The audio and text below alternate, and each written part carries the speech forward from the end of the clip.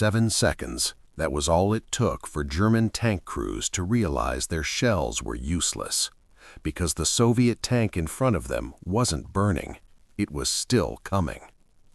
The summer of 1941 thundered across Eastern Europe as Nazi Germany launched Operation Barbarossa, the largest land invasion in human history. Nearly 3 million German soldiers poured across the Soviet border with unstoppable momentum. Thousands of artillery guns rolled forward, aircraft dominated the skies, and long columns of Panzer tanks crushed everything in their path. Blitzkrieg had already shattered Poland and humiliated France in mere weeks, and inside their armored vehicles, German crews carried the quiet arrogance of men who had never truly been stopped. Their Panzer III and Panzer IV were considered the finest tanks in the world, combining speed, coordination, and deadly firepower. To them, the Red Army looked outdated, poorly led, and destined to collapse before the year was over. Many officers openly predicted the campaign would end before winter arrived. Some even believed they would be home by Christmas. The opening weeks only strengthened that belief. Entire Soviet divisions were surrounded before they could properly mobilize. Endless lines of prisoners marched westward, while black smoke rose from destroyed airfields. German radios crackled with victory reports hour after hour. Arrows on command maps pushed deeper into Soviet territory with frightening speed, and tank crews began speaking casually about Moscow as if it were simply another stop on a long, inevitable road. Confidence was everywhere, in the posture of officers, in the laughter shared over field rations, even in the relaxed way crews cleaned their guns after another successful advance. The war, it seemed, was already decided. But war has a cruel habit of revealing its surprises at the exact moment an army begins to believe in its own invincibility. It happened on a gray morning somewhere on the vast Ukrainian plains. A thin mist clung low to the earth as a German panzer column advanced steadily forward, metal tracks grinding against damp soil. The landscape stretched endlessly in every direction, open fields broken only by distant tree lines and abandoned villages that hinted at how quickly the front had moved. Inside one of the lead tanks, the crew operated with mechanical precision. They had done this countless times already. Advance, identify, fire, destroy, continue forward. Then the gunner suddenly stiffened. Unidentified armor, 12 o'clock.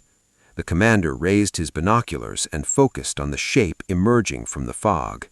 At first, it appeared unfamiliar but not alarming. The Soviets possessed many tanks, most of them inferior machines that German guns could tear apart with ease. Yet as the silhouette grew sharper, a quiet unease crept into the turret. This tank looked different. Its hull sloped inward at aggressive angles, rather than standing upright like most armored vehicles. The design gave it a low, predatory profile. Wide tracks wrapped around large road wheels, suggesting mobility that few German tanks could match. The turret looked compact but powerful, like a clenched steel fist. "Probably another obsolete Soviet design," someone muttered, though his voice lacked its earlier certainty. The commander issued the order calmly, almost routinely. "Armor piercing, fire." The Panzer's cannon erupted with a deafening blast that echoed across the empty fields.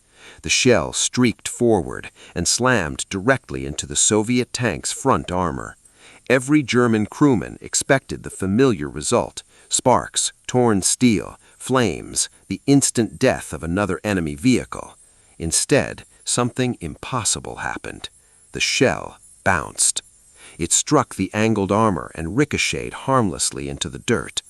For a heartbeat, silence filled the cramped interior of the Panzer. The sharp metallic clang seemed unreal, like a training exercise gone wrong. "Fire again!" Another shot roared across the battlefield, another direct hit, and again The projectile deflected away, as though the tank were protected by invisible force. A cold realization spread through the crew. Their gun, the weapon they trusted above all else, could not penetrate the armor in front of them. The Soviet tank did not slow. It did not retreat. It kept advancing with terrifying calm, its engine growling steadily as if it feared nothing on that battlefield. Then its turret began to rotate. "Driver, reverse, reverse!" the commander shouted. Too late.